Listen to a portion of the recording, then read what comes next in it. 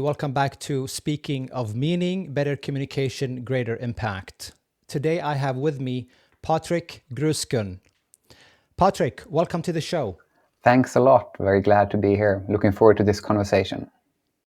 It is great to have you here, Patrick. And can you tell our listeners who you are and what is your purpose? Sure. Patrick Gruczkun, born in Germany in 1982, living in Sweden for the last 35 years.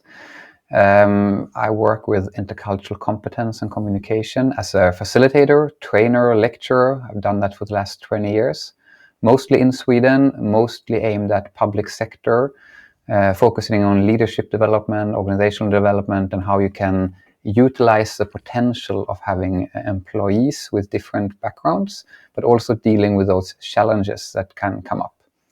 I also married with a woman from Tanzania, the last 20 years almost. So I have these three countries inside of me, and this topic is quite personal for me. It's an important topic for me. Okay.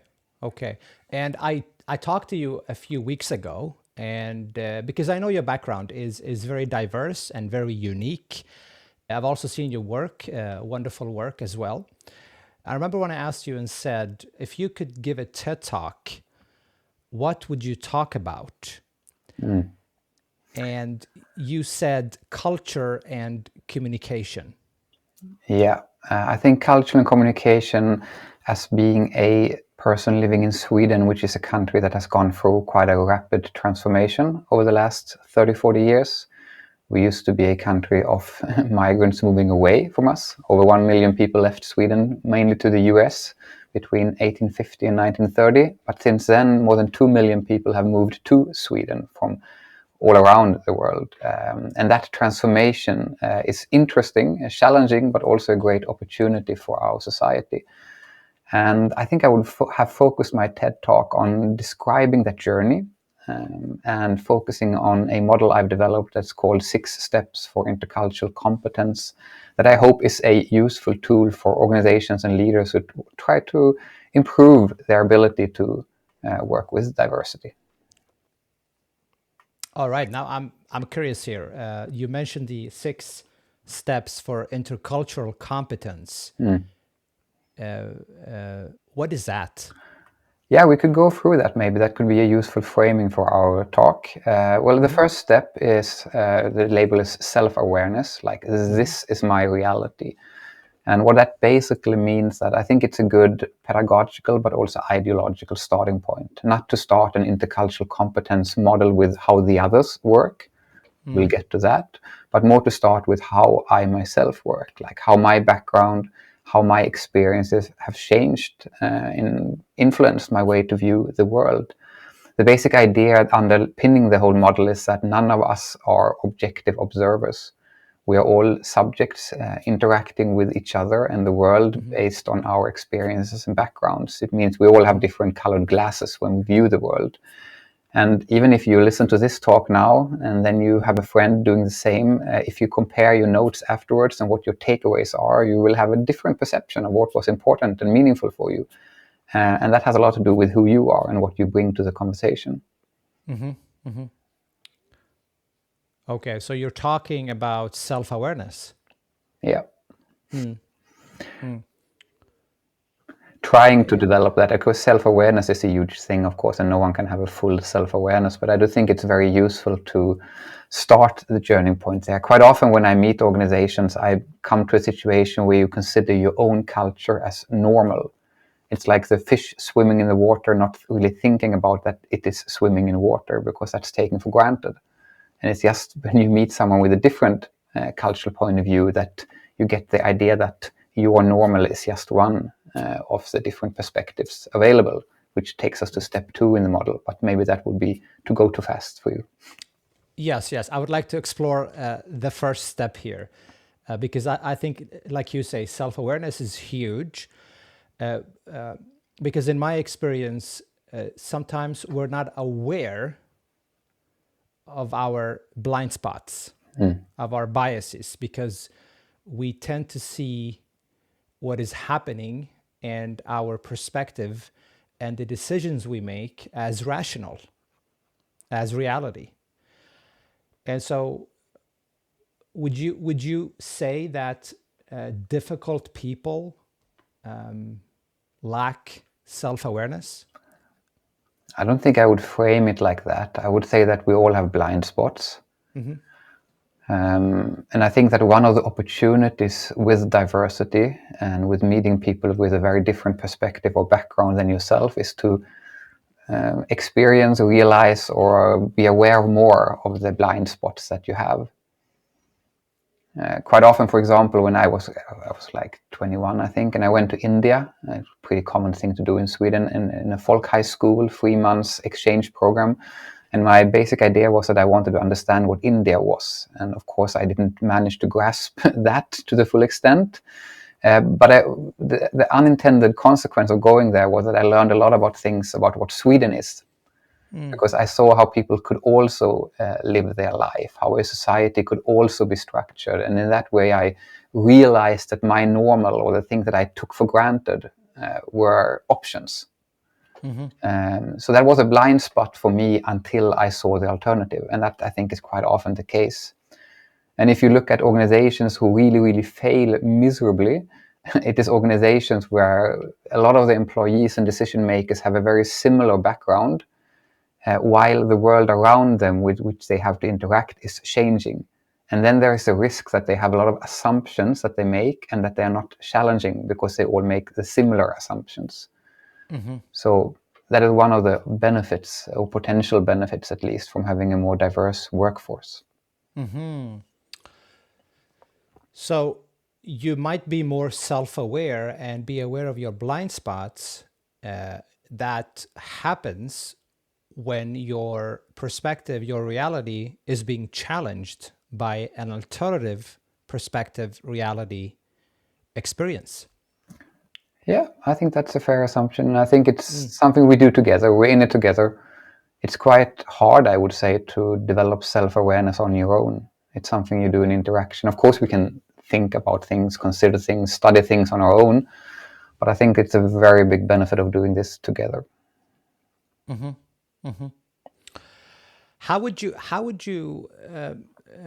I guess, describe what's going on in this world right now? Because we live in a very divided world, especially. This is not about politics, but the political landscape and the narrative in the society is very divided. And I guess in the 70s, 80s, when politicians disagreed, they could still consider each other as good people. They could still be friends, and we could still talk to the other side. But in this age, in these days, when we talk to each other, when politicians talk to each other, they label each other. So right now, we're not only dealing with another politician, but we're also dealing with the enemy. And so do you think self-awareness is difficult to achieve in today's society, fast-paced society? There were a few different things to unpack in that question. So let me start with the assumption that the political discourse is more unfriendly today than before. I'm not sure, to be honest. If I've listened to old debates from Germany or Sweden, they were pretty harsh towards each other as well. And if you look at the late 80s and how the discourse was in America with all the divide in society between different political ideals, it was a pretty harsh environment as well. But I do agree that the world, as we speak of today, is going through a very rapid transformation. Many transformations that are simultaneously taking place. And that makes it very difficult to know where we're going. And I think without going into ideology, I think it's fair to say that the unipolar world with Pax Americana that we took for granted for a long time is now challenged quite a lot. The power is tilting eastwards. Different actors are trying to assert power in competition with one another in a way that was not common 20, 30 years ago. So that is one of the transformations. But we also have a technological transformation with the AI technology and the digitalization that through algorithms and social media, etc., create different ecosystems where people are being reinforced in their own worldview, because that's a business model, and that makes us drift more apart from each other. And those two transformations are some of the transformations right now happening. I don't know if that really answered your question, but I tried. And where do you think all this will lead to, as it relates to intercultural competence? It's a very good question. The honest answer is I don't know. When you're in the middle of change, it's very hard to see where that is going.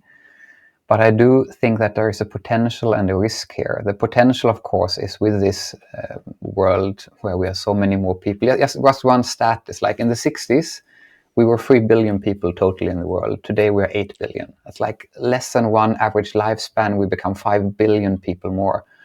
Of course, that creates a necessity and an opportunity for more intercultural encounters. We need each other. We need this competence. So that's potential. But then, of course, with all these conflicts that arise, it's very easy to create an us and them. And when there's an us and them, there's very little interest or curiosity for the other. Then you're more focused on protecting yourself. And that's not a good opportunity for intercultural competence or developing self-awareness in relation to these matters. Are we heading towards more protectionism? And if the answer is yes, then could the answer be that we are not going to be interculturally competent in the future? I don't think it's possible to say yes or no on like a global big scale on that. I think it will depend. Different societies will take different paths, and it will be very different for different people. I don't think you can say as a general trend that we will become more or less intercultural competent. I cannot be the judge of that, at least. All right. So the first point is self-awareness. And what is the second point?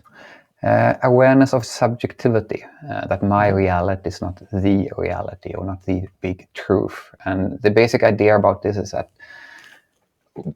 being aware that a lot of the things that I assume are assumptions based on my background and my story.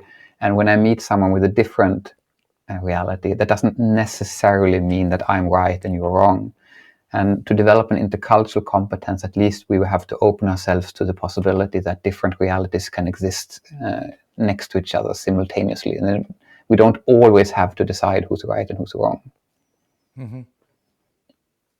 Sometimes we do, but not always. Okay. So my reality is not the only truth, I guess. Yeah.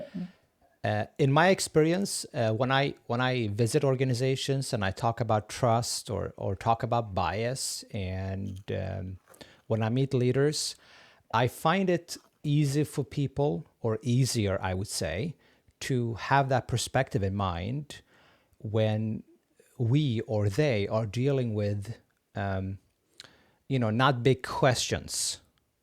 Like if we're arguing about something that is that is trivial, then I might have that perspective with me. But what if I'm talking to somebody, or we're going to include change that goes against my values, Sure. or my strongly held beliefs? My experience is that it's very challenging and very difficult to pause and say, oh, this is just my perspective. This is not reality. Because usually, if I think it's my truth, then it's very difficult to see the other perspective. Yeah, it is difficult, but it's necessary. And it takes some training, of course. It takes a lot from yourself. It takes having a good day where you have the mental capacity to be listening to the other perspective. And the more core and perspective is for you, the more difficult, of course, it is for you to hear it being challenged. Like for many people that I meet, values of equality, for example, are very core. And then when meeting someone who has a very different perspective on that, that can be very challenging. Also questions about anti-racism, diversity, inclusion, those matters, when they are being challenged from an individual with a different perspective, those discussions are very hard. Mm. And it's not a way to make them easy, but they're still necessary. Mm. Mm. And, Yeah, the and problem. Oh, sorry, go ahead. no, and I do want to say that I'm not a champion of a value relative society where anything goes because anything doesn't go. Around many things we have to fight. Mm. Because many of the rights we have in Sweden, for example, are because our ancestors stood on the barricades fighting for their democratic privileges that we enjoy today, fighting for equality, fighting for workers' rights. These things didn't come for free. They weren't given. They were fought for. So, of course, there are things where I can say, yeah, I know this is subjective. I know this is something where I feel like this and you feel like this, but I'm going to fight for this. Mm. That's also part of society. And for me, the metaphor of playing soccer is quite nice. I love playing soccer. And I mean, I think people will always fight. But if we can agree on the rules, if we can agree on the playing field, and if we can agree on some kind of third party who can be the judge when people break the rules, that is a very, very good thing if a society can get there. But if we think we will come to a place where everyone agrees and is nice, and that's not going to happen. That society doesn't exist. And I don't think it should either. That's very interesting.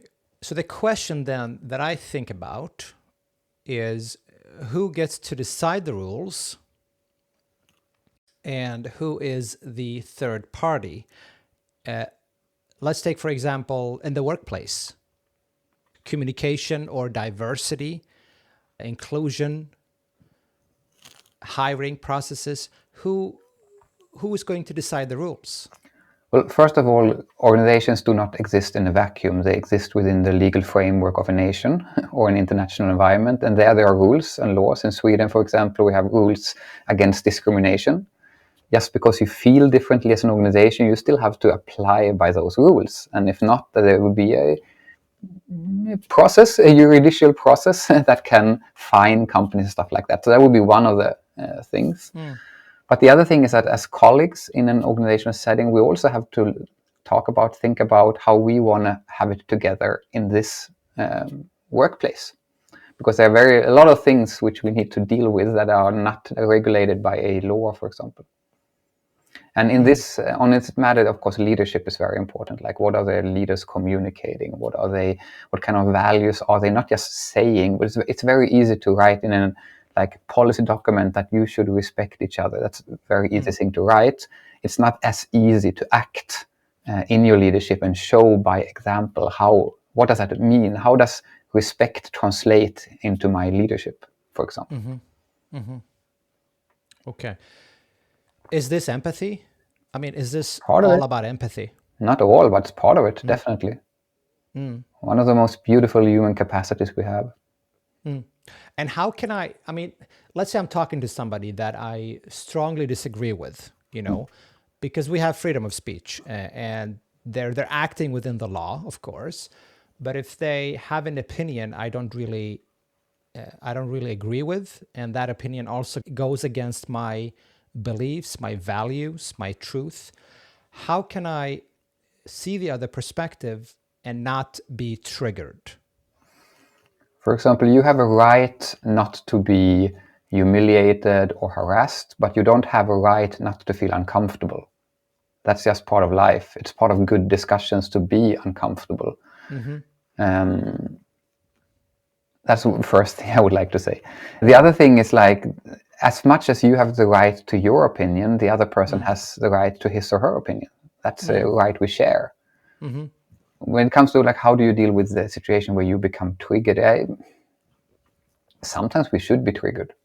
I mean, if I meet a colleague who's expressing very racist or condescending views against women or whatever, I think I should be triggered. I don't think I should be nice in that conversation. I should stand my ground and say, these are the values I stand for. I do not accept that kind of behavior. So there, it's good to be triggered. But then, of course, there are also situations where it might be better to work on your own triggers to see, what can I do? In what situations do I become triggered in such a way that it does not help me, that it doesn't help the situation? And some people, they might need to slow down. Some people might need to take a break. Some people might need to breathe. Or some people might just have to say, okay, this is a conversation I really want, but this is not the point to have it. Let's come back to this tomorrow or another time. Because when I'm very triggered, I tend to be pretty stupid because my mental capacity goes down, right? It's all emotion. And you say things and you do things, and in the end, like, that was not really how I wanted to come across. So taking a break, taking a pause can be a really good strategy sometimes. Okay, so I think it's difficult because once you are triggered, it takes a lot of willpower to stay composed and not be too emotional. My last guest, Kasim Hussein, also talked about this, and he also said, just like you mentioned right now, he said, if you feel triggered, take a pause. You can come back to it later. And the problem, I think, sometimes is that we function on autopilot. And so it takes really, which I guess why you started with self-awareness, it takes self-awareness to realize, okay, I'm triggered right now. I'm going to take a step back. We can talk about this later. I don't have to deal with it right now. And that's your right as well. Sure. Definitely. I think I don't remember her name, but I think she framed it very brilliantly that quite often when you feel stepped upon or triggered, it's not so easy to formulate in that moment, this is what I mean. So maybe to just say, ouch, that hurt. I'll get back to that.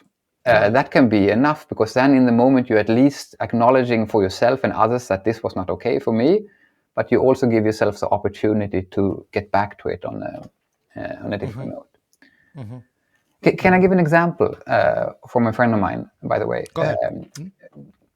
This was at the time we were both 25-ish, and she is a very beautiful woman, and many men for some reason had felt the urge to tell her in different professional settings that, oh, you're so beautiful.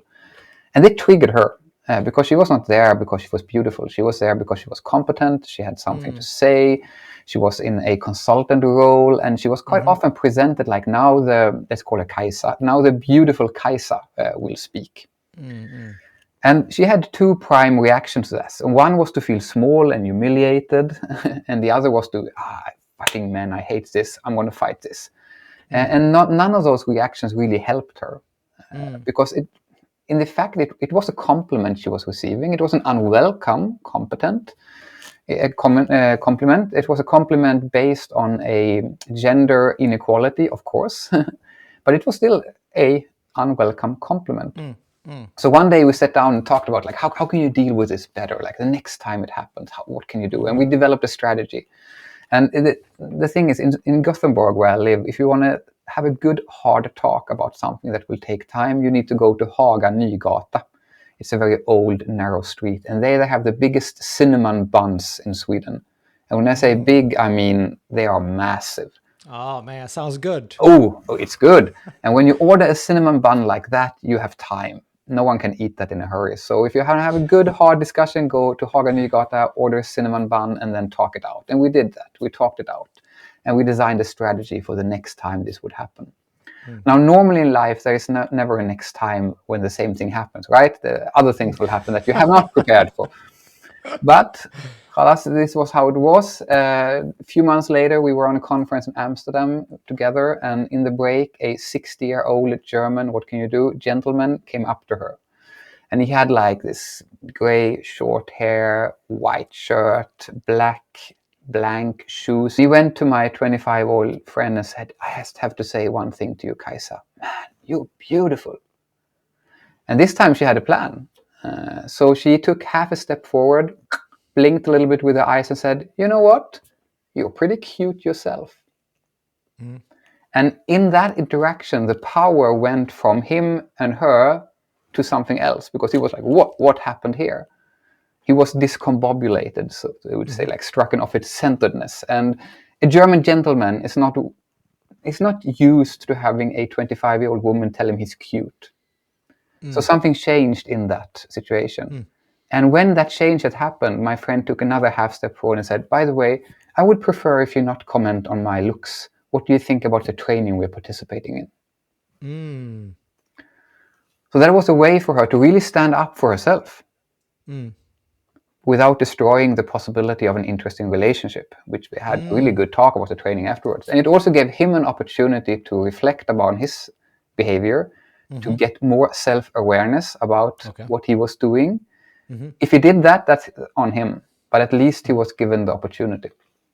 Okay. This is a great example. So basically,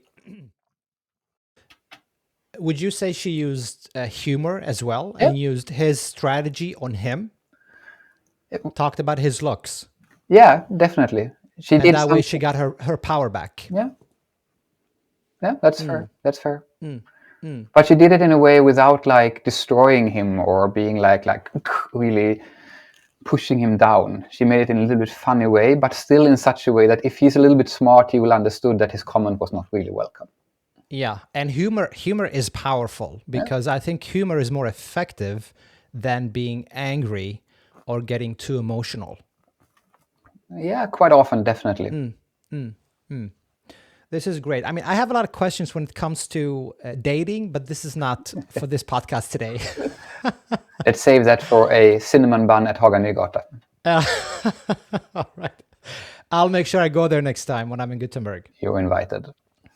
Thank you. Okay, so step number 1 was self-awareness. Step number 2 is awareness of subjectivity. What is the third step? Curiosity. Curiosity. To be interested in the other's reality. Which I think in any human interaction that's key, but it might be a little bit more necessary if we have very different backgrounds, because the lack of curiosity quite often leads to judgments. I'm judging you based on making an assumption about what your intentions are.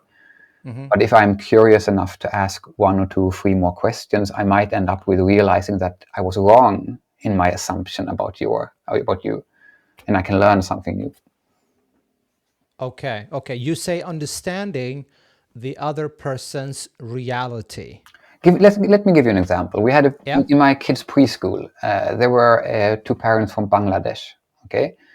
And they didn't buy rain boots for their daughter. Now, in Swedish preschools, all kids have rain boots. So the staff told them, please buy rain boots for your kids, rubber rain boots for your kids. And they never did. So it would have been very easy for the staff to think, okay, they're poor, they're unwilling, they're bad parents. They could make a lot of assumptions.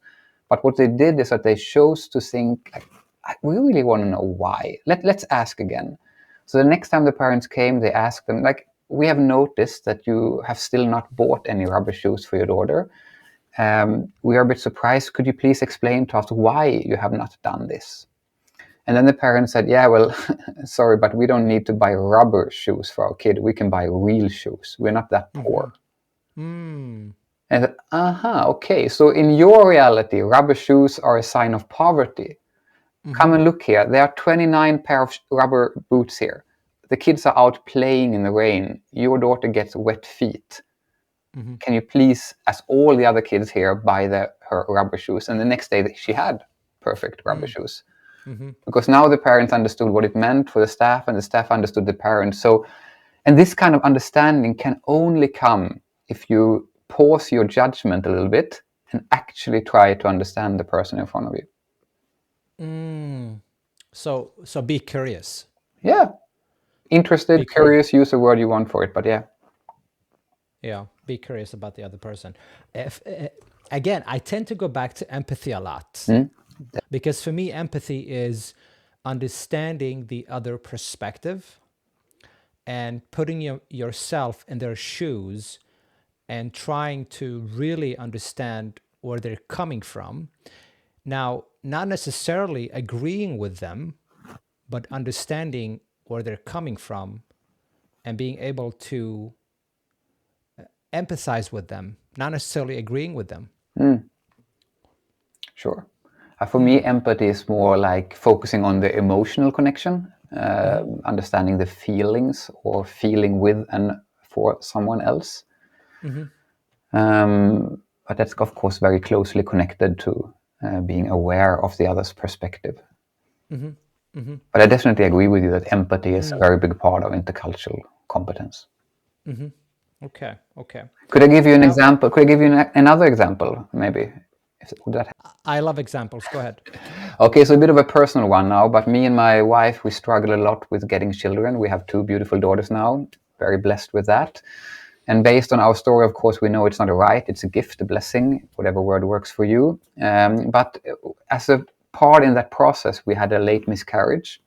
And we were in the hospital, feeling sad, grieving, as you do in that kind of situation. All of you who've been in that kind of process, all love to you. And those who haven't, glad for you, but you also don't understand the feeling. You can only do that if you're really through the process. Anyway, we're in the hospital, being sad, and I don't know the English word for this now, kurator in Swedish, the medical staff in charge with trying to help people, patients deal with their emotions, not the medical staff, but more like the mental health care staff, whatever you call it. Anyway, the curator came in, went to my wife and asked her, so how do you feel? Can I help you somehow? Is it anything we can do for you? As she should. That's her job. And my wife looked at her and said, it feels like someone put a spell on me. I feel like someone does not want me to become a mother. And the Swedish curator looked at my Tanzanian wife with her blue eyes and said, nah, I don't think that's what happened. And that's not her job, right? It's not her job to transform this patient's reality from being spiritual to being secular or rational. She needs to take some steps away from her reality and see, okay, this is where this person is. Can I meet her where she is? Because if you can't meet her where she is, she can't help her. She can't be relevant for this individual. But you need to pause your own need to be right in that situation. And she couldn't. Yeah. And she couldn't. And probably she couldn't emotionally connect with your wife either. No. I think my wife wasn't really interested in trying that either after that first interaction. Did she leave or did she stay after that comment?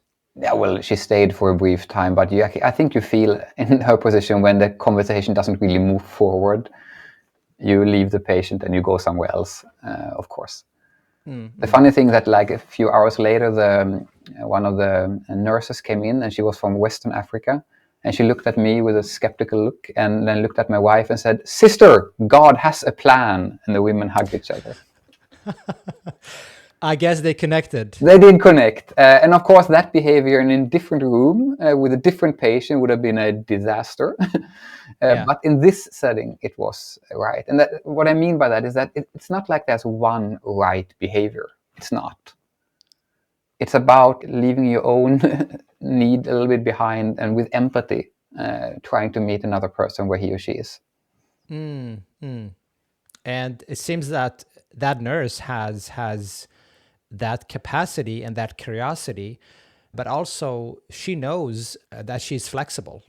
She adapts her behavior and the way she meets people depending on who she's dealing with. Maybe. I don't know. I only know how she was in our room. And I think it was easier for her in our room because she and my wife could relate from a similar reality. How she, in her turn, would meet a woman with a dissimilar reality, I do not know that. Great examples. What steps can people take in the workplace, at home, even with strangers, to show more curiosity? Practicing open questions is always a good thing. That's like an art that we practice way too little. I think you're really good at it so far in this discussion, but to ask questions. We cannot take for granted that we know how to do it, but most of us don't really know how to do it. That would be one thing. Yeah. And the other thing, ask more open questions. Yeah.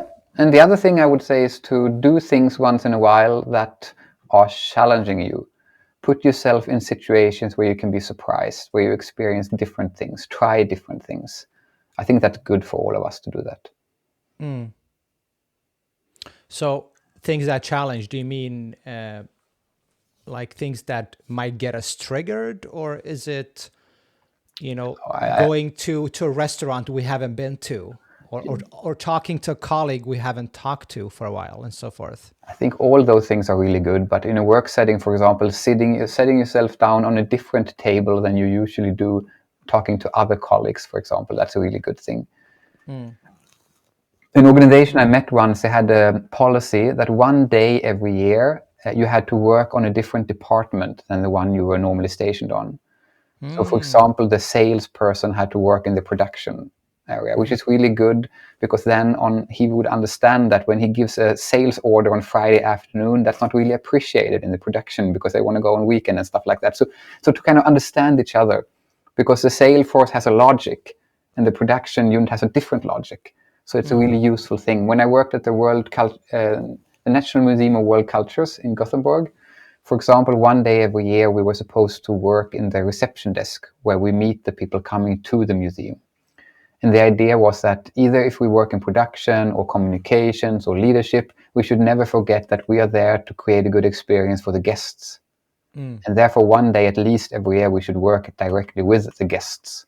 And I think that's a good policy. And it's a good policy for leaders, for example, to work on the floor once in a while, so to speak. My next question, and you've partially answered it, Patrick, and that is, how can leaders practice curiosity intentionally with their staff, with people, with stakeholders, and so forth? It's a good question, and I would also like to have your input on this later, to be honest, because I know you have a lot of things to say on that specific topic. How leaders can practice curiosity. I think one thing is to start meetings with a question. That would be one thing. Quite often we are very task-oriented. We want to get things done, but that might not always be the most efficient thing, because it's a quite known fact that leaders tend to know only part of what the competences of their employees are. So it might be a very good thing for the long-term productivity to get to know more about your employees and their background. And also when we get to know each other on a personal level, we get more efficient with one another. Communication gets shorter. It's easier to talk about things. It can be just a simple thing. Like we had a very nice exercise the other week at my office where we talked about, like, what's the history of your name? How did you get your name? And then everyone was invited to share the story about either the first name or their family name. And that was very fun. And we all learned new things about each other in that way. But Ibrahim, let me know, do you have any good insights to this question as well? I'm sure you have.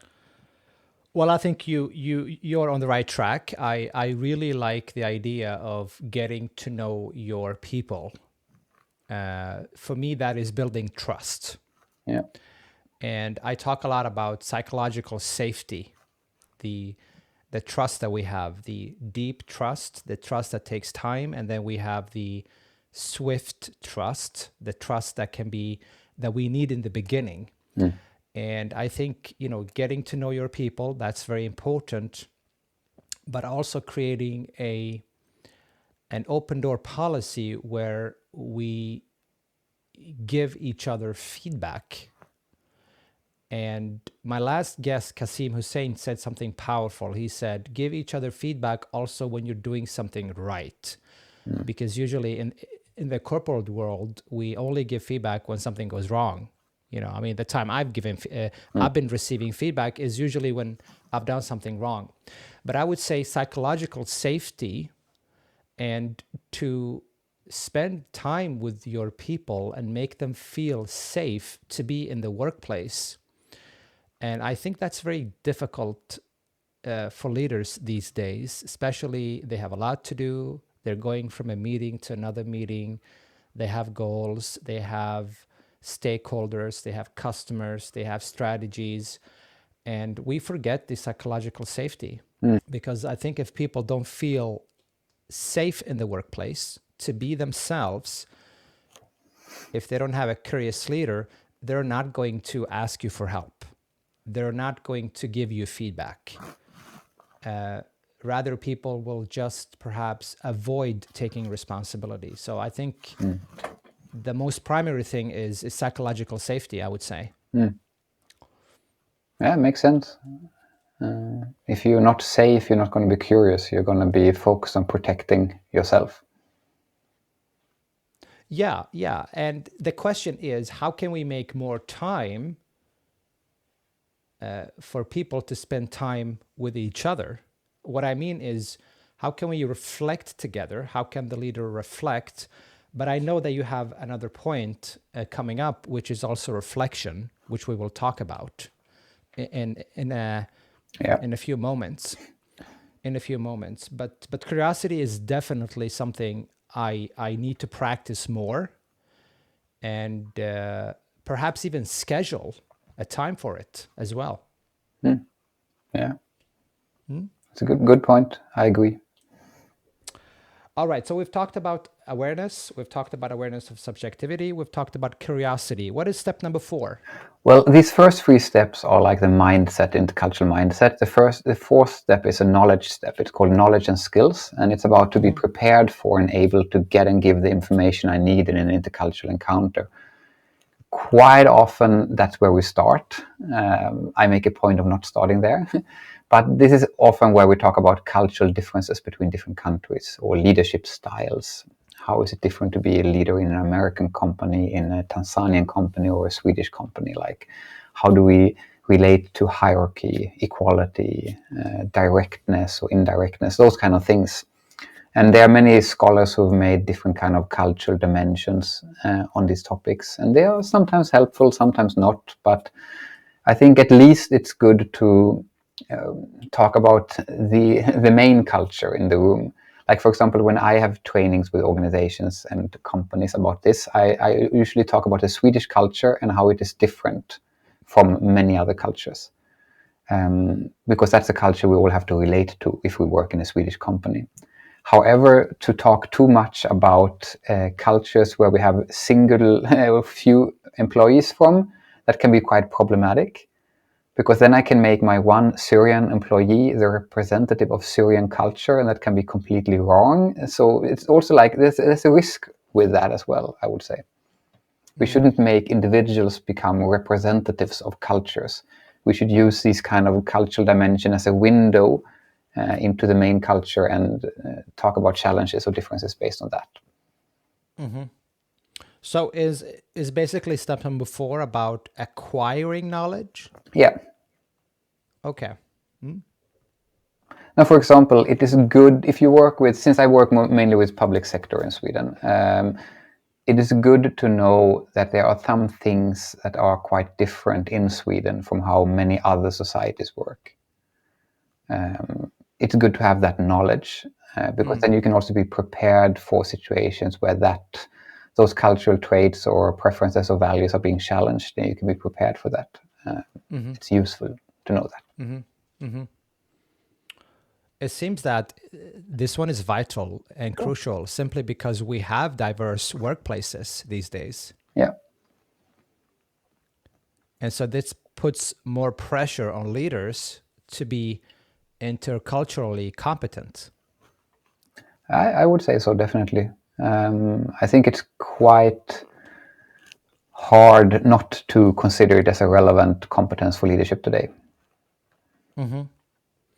Do you think this is where a lot of misunderstandings happen? Yeah, partly, definitely. Lack of knowledge tends to lead to misunderstandings. Absolutely. If you say something and I take it personally, and then I go back home, I tell my family, I tell my colleagues, maybe sometimes just ask the other person, what do you mean? Yeah. What did you mean when you said that? What did you mean when you did that? But then it takes, I think, courage because sometimes we are afraid of the answer, what the answer might be, or challenging somebody or giving somebody feedback. Well, if you ask, you should first of all have time to listen. And if you ask, you should ask with the intention of really hearing what the other person has to say. And just hearing what the other person has to say doesn't mean that you validate it. But it makes you to be in a situation where you can actually judge what you heard. And it might be that after listening, you get even more triggered. That person is doubling down on his racist or misogynic or whatever ideology. But then at least you have more validation for the right to be triggered. That maybe this is a situation where you should be triggered, and now you know. So that can be a good thing as well.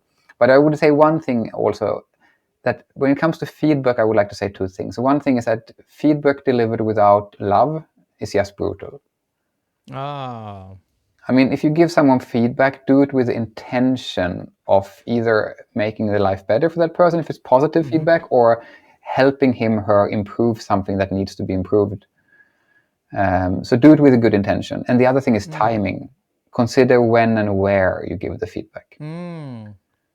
If someone is stressed or in a hurry, that's not a good situation to give feedback. No.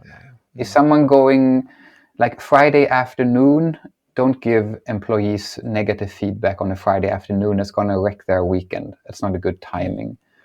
And also don't give feedback in front of an audience. Because you might have the best intentions.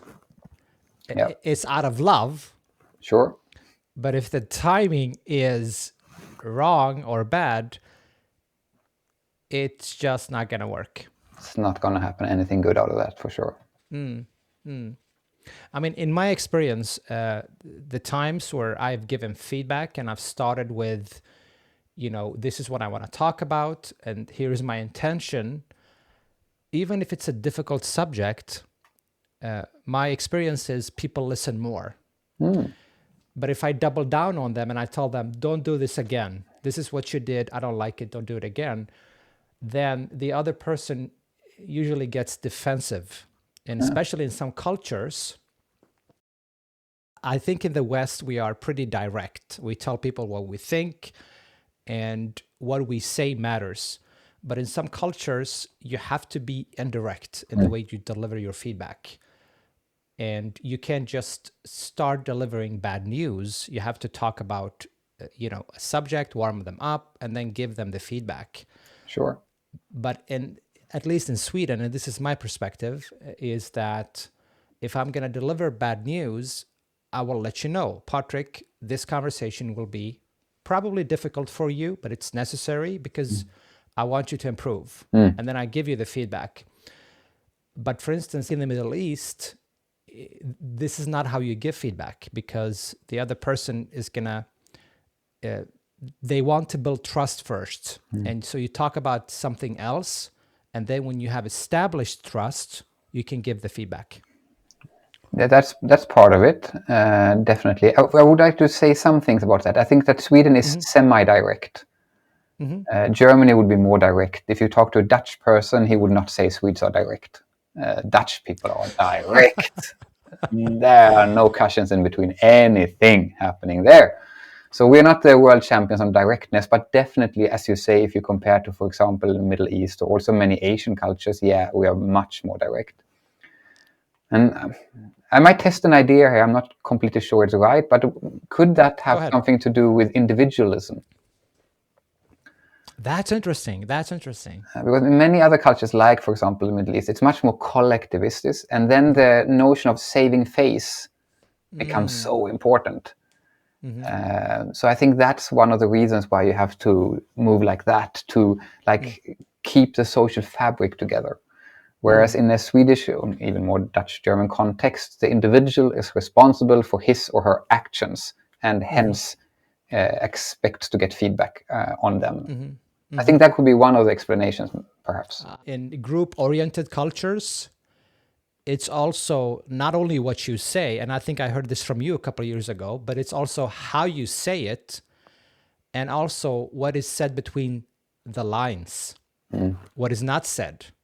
Yeah, subtext. The context matters.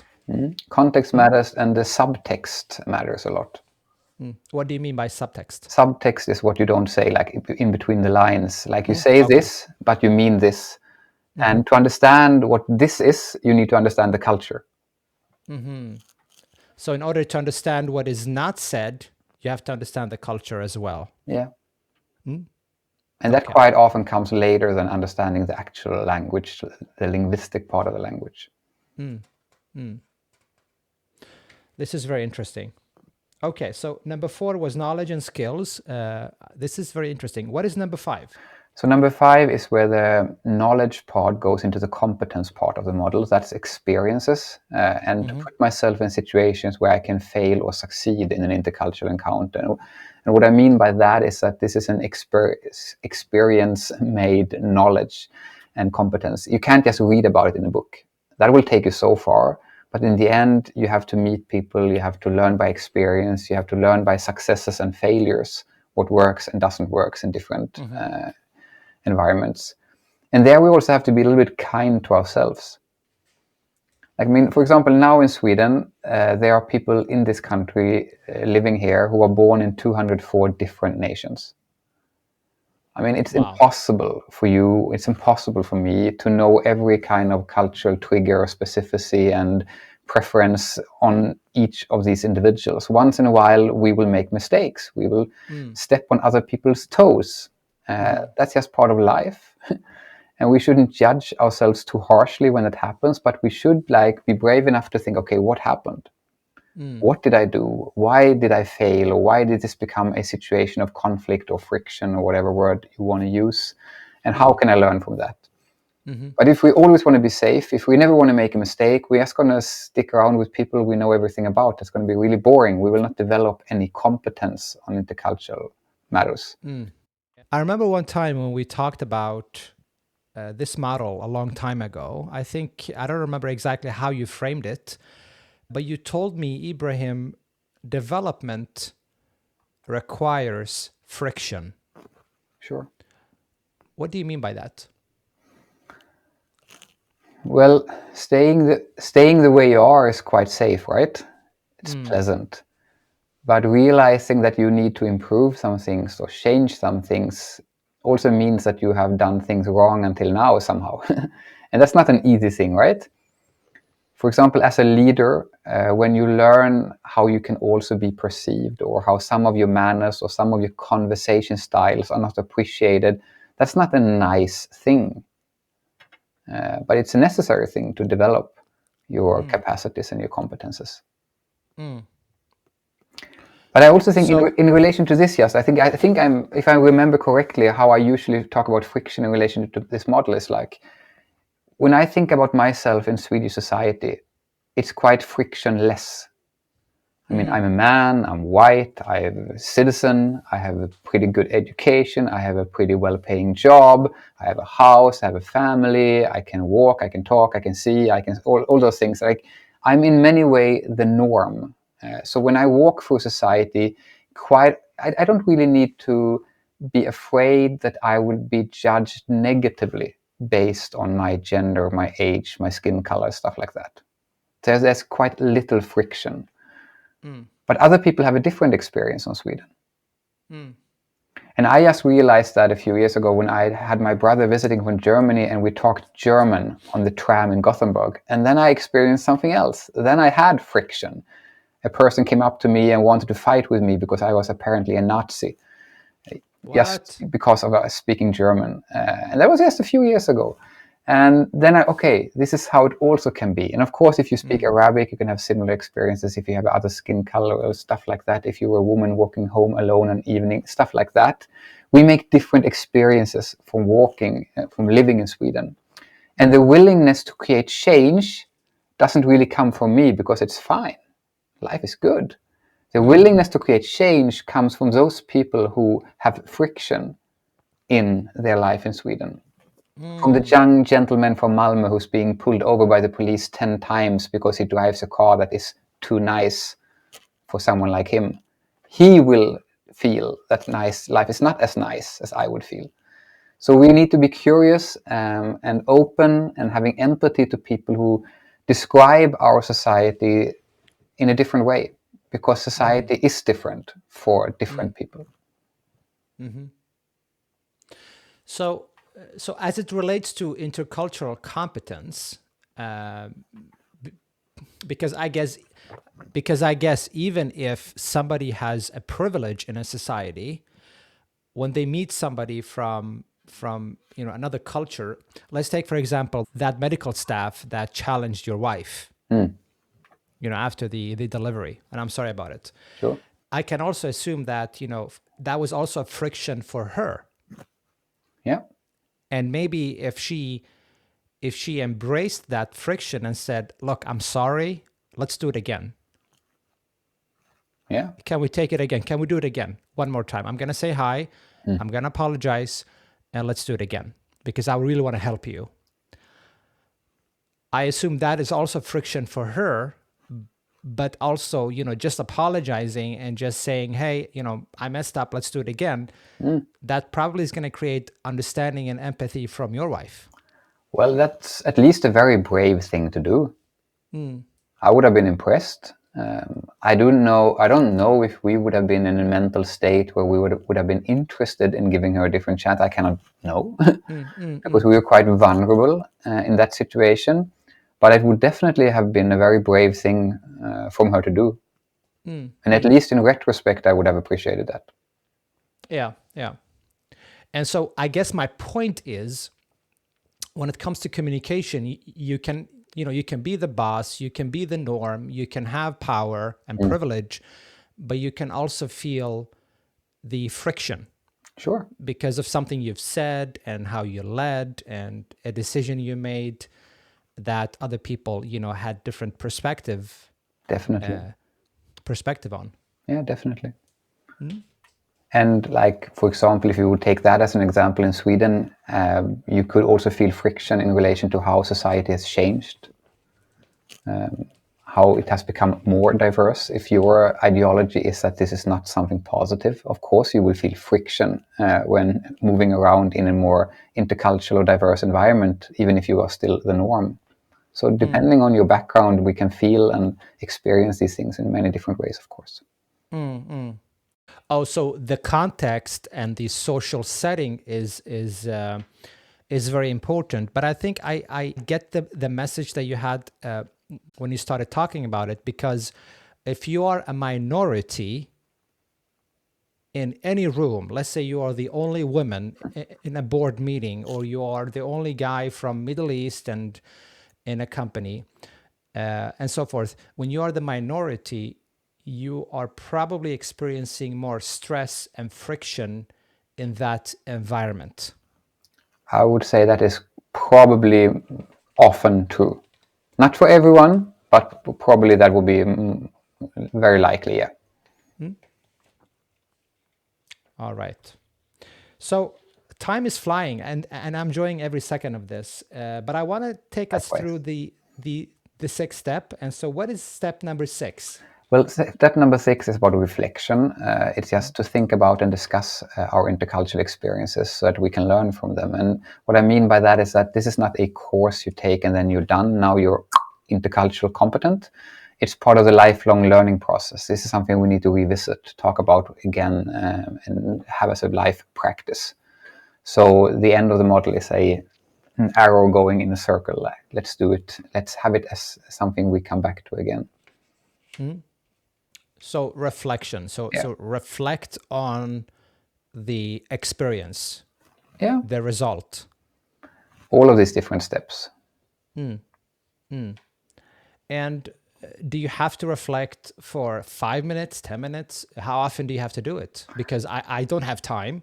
I'm just thinking about what people will say. There's no time for reflection. I don't think you need to have a time slot like that. I think that it's important as an organization to build reflection into a workflow, to take time to evaluate things. We do something, we're done with it, we go to the next task, but we don't often really have time to sit down and think, what did we learn here? And how can we apply this learning in our next situation? So as an organization, I think it's important to schedule time for that. As an individual, I mean, I don't. For me, it wouldn't work to have 5 minutes every Monday to reflect. That wouldn't be a good strategy for me. For some people, that might be perfect. But for me, it's more like being curious, trying to take a pause when I feel challenged to see, can I learn something from this situation? And quite often, a strategy I have that at night before I fall asleep, I go through the day. Like, what happened today? Was it something that I learned this day? Is it something that I would like to do different tomorrow? Just to think a little bit about that. And some days there's nothing, some days there's a lot. But that helps me to sort my thoughts and to have some reflection time for myself. But everyone can find their own strategy, I guess, in that. I don't want to do like this because I do it. Yeah. I guess the reflection part, I guess it fuels step number one, self-awareness. Sure. Because if I reflect, how can I make this podcast better? I remember I had a guest one time, and he's a great communicator. And after the podcast, he told me, Ibrahim, after every answer, you tell me beautiful, beautiful, great, beautiful, beautiful. I don't know why I use the word beautiful. And so he said, think about it the next time. And I said, oh, okay, I'm gonna do that. And so I watched my interview with him, and it was true. I said beautiful after every sentence. Lovely. And yeah, even if his answer was completely not beautiful, but I still said it because it was an autopilot. And when I started to reflect on that and prepare and also be aware of it, I was able, and I haven't said beautiful today, not even once. True. My word was interesting. I said that in the end of every sentence. Interesting. Yeah. And then in the end, it doesn't mean anything anymore, right? If you say it all the time, it's just order word. Yeah. But really taking the time, reflecting, and then it fuels self-awareness. So True. this is great advice. Good point. All right, Patrick. So we've talked about the intercultural competence, which consists of 6 steps. Step number 1 was awareness. Step number 2 is awareness of subjectivity. Number 3, curiosity. Number 4, knowledge and skills. Number 5, experience. And number 6, reflection. And so my question to you now, I know we're almost running out of time. My question to you is, how can leaders, given what we've talked about, how can leaders build teams where people can feel seen, heard, and understood, no matter their background? Well, first of all, they have to stop thinking that they can build those teams. What they can do is to create an environment where a team can develop these capacities together. And as a leader, you need to be a learner as much as a leader in that process, because there are so many things that you will not be thinking about. That would be my first take on that matter.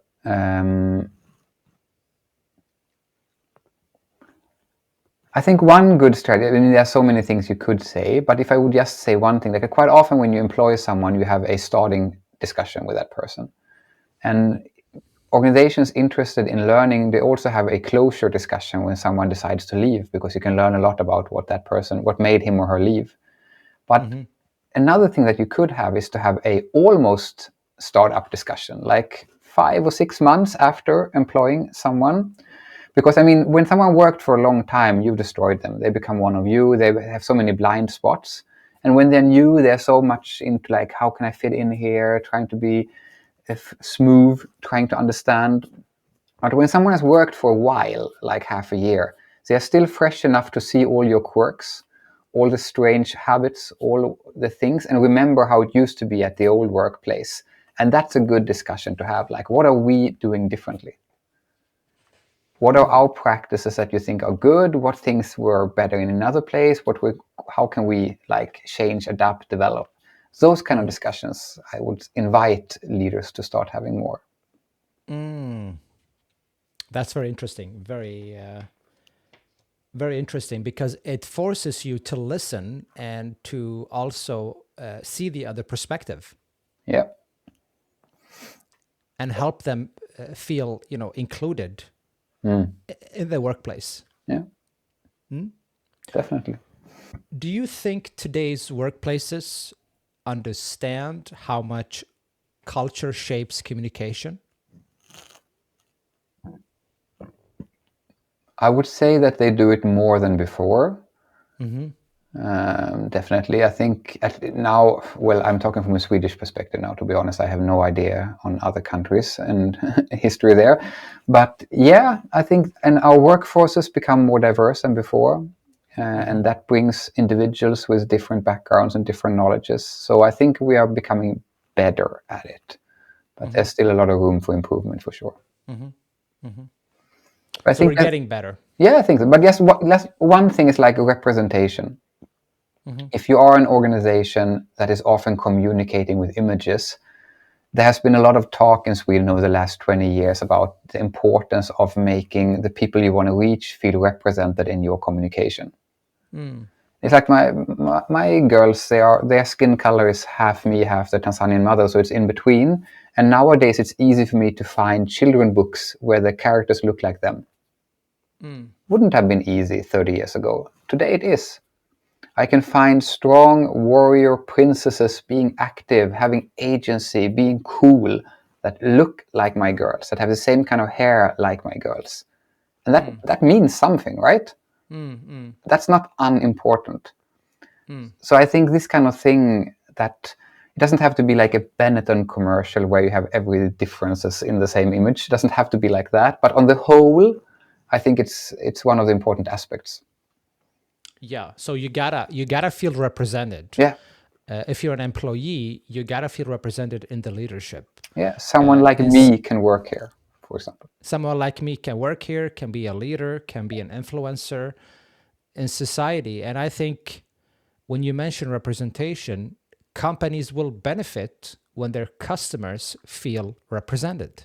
Sure. And I'm going to give you one example. I was invited a few years ago to give a talk in Stockholm on a project called Hitta Rätt, like find right or find the right place. It was a project for unaccompanied minors. And they had the Göteborg stad, the city of Gothenburg, had developed a educational material for these youngsters, how to teach them how Swedish society worked. Very, very nice program in every way. And since I was in this project, I and two of the staff in the facility that worked with these kids were invited to go to Stockholm to present this material. And I told them, like, yeah, sure, I can come, no problem. But if you want me to come, you also have to pay the train ticket for two youngsters to accompany us to talk from their perspective on how this material was. And for me, that is how I try to do things. Like when I think of inclusion, I don't think it helps to say you as a privileged person should give your place to someone else, because who wants to do that? That's not realistic. That's not how people work. That's not how society works. That's not going to help. And also, it's downgrading your own importance. I mean, I had things to tell on that conference. I had valuable perspectives, but I didn't have all the valuable perspectives. Yeah. So I used my privilege to include other people into this setting.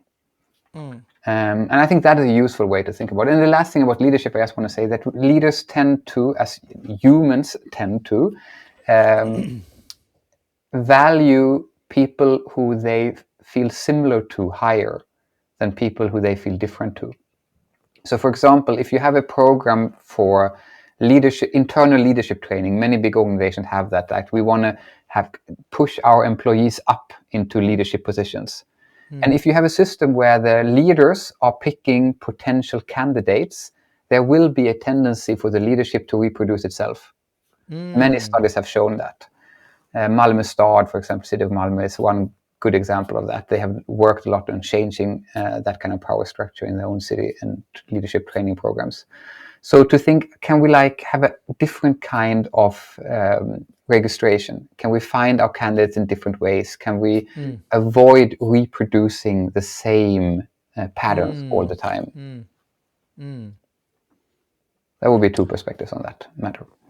I guess when we hire, there's some bias involved as well. And we tend to hire people who reminds us of who we are. Yeah.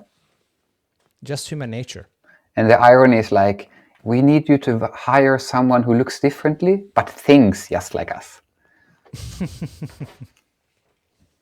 But that's also not diversity, though. No. But yeah, of course we have that tendency. If you listen to someone in an interview and that person says things that you can really relate to, you feel the connection becomes easy. You start feeling, yeah, this is someone I can work with. He understands me. This will work. Whereas someone with a very different background, it might need more work to get this kind of feeling of togetherness. And one example of that, if I have time, just Go ahead. in many Swedish workplaces today, we have people talking different mother tongues, obviously. And I remember this from a while ago when we had a new employee at an organization where I worked, and she also came from Germany. And I was so psyched about this, like, yeah, finally another German person. And we started talking German in the fika room, like the coffee room. And that felt really good until I realized that who of my Swedish colleagues would now feel invited to join in our conversation? Probably none if they don't also speak German, because they don't know what we're talking about, because they don't understand the language. So talking different languages in a workplace really creates a us and them. It creates subgroups, and that does not help if we want to have a bigger us. And I say that with a lot of love and respect for people who in an adult age have learned a new language. I understand that speaking the learned language takes an effort, and you're feeling very happy when you can leave that effort and just talk your mother tongue, but it doesn't help. It does not help if we are going to work together, because that's just going to create different groups sitting there and different groups sitting there. And the problem is that we have a language group talking their language here, having a really good time, looking around, laughing. Then the other group will think, what are they talking about? Are they talking about me? Yeah, Are they laughing about me? And it will create this us and them that are really not helpful. So talking the same language is something that I would really want to emphasize as an important thing in a workplace. I guess there's a different message here, because not only talking the same language, but also inviting them, Sure. making them feel welcome in the group. Definitely. All right, great, Patrick. Let me ask you one more question. And what can our listeners do starting today to become more competent in intercultural competence? One small habit. One small habit. The next time you meet a person whose perception or idea you feel is wrong or off, challenge yourself to ask 2 more questions before you make that judgment. And open questions. So ask open questions, ask 2 questions before making a judgment. Yeah. That's great. That's beautiful. Now I can say beautiful. You did. And now you meant it. Now I meant it. That was interesting. Thank you. Is there anything important, relating to this topic that I haven't asked you about? I think we started the discussion with you talking about transformation and the world being in a transformative phase. And just to relay back to that a little bit, when you talk about artificial intelligence, and I of course do not know if this is going to make the world better or worse, probably both, but at least it is a very useful tool when it comes to intercultural communication. It has never been as easy as today to translate between different languages. And also when you think about employing people with a less than perfect knowledge of the language being spoken in the workplace, it is very useful to use AI tools to explain things in simple Swedish, for example, or translate things to other languages, or help people write reports in a more accurate and correct language. So I think we have a lot of things here that can help us in communication that we didn't have before. Just 5 years ago, we did not at all have these tools at our disposal. But also to just, if you have a work report, you can also ask AI for feedback. Like it's perfect in taking roles. Like you can tell, for example, ChatGPT or Gemini or whatever service you use, you are now an intercultural expert. And you are going to give me critical feedback about this text that I've wrote. Please do that. And you can give good insights. You shouldn't use it as the right answer or as the truth, but you can use it as someone to give you an opportunity to reflect. Like, how often do you have a colleague who actually has time to do that? Now you have that colleague all the time in your cell phone. That's quite cool. Let's use that. So use AI to your advantage, basically. Yeah. Yeah. It's one more tool at our disposal. Not the only tool we should use, but one Not more. the only tool, but one more tool. Yeah. Where can people find you, Patrick, if they want to follow you or use your services or visit your website? Maybe my LinkedIn account would be a good start. My name, LinkedIn. Please connect there and we can have a discussion. That would be the best way, I would think, because then we can have a dialogue. Otherwise, the website is more for Swedish people, called samarbetsbolaget.se. For an English audience, that translation would be the cooperation corporation. Doesn't make much sense, but in Swedish language, it's a quite cool company name, I would say. So basically use LinkedIn. Yeah, I think that would be the best way. Yeah. So one last question here. If you could give only one piece of advice, all the books you've read, all the articles you've written, your wonderful experience, if you could give us one piece of advice for a more meaningful life, what would that be? One advice. Go and buy the book called The Prophet by Khalil Gibran. Read it together with someone you really care about and reflect upon the meaning of the different chapters together. That would be my one advice. So buy the book The Prophet By Khalil Gibran. By Khalil Gibran. Beautiful book. And the different chapters are about different aspects of life, like marriage, parenthood, wealth, those kind of things. And every chapter has like one topic. And it's a very poetic book. It's a very deep and meaningful book. And I think it's relevant across cultures.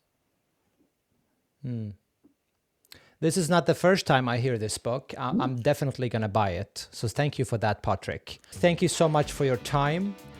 I am confident our listeners have learned a lot today. I have learned myself. I really enjoyed our conversation about the 6-step model for intercultural competence. Please continue to do what you do. You are needed and very much appreciated. Thank you so much for coming to Speaking of Meaning today. Thank you so much for inviting me. I also really enjoyed this conversation, and let's keep it up in other venues in the future. We will. Thank you so much.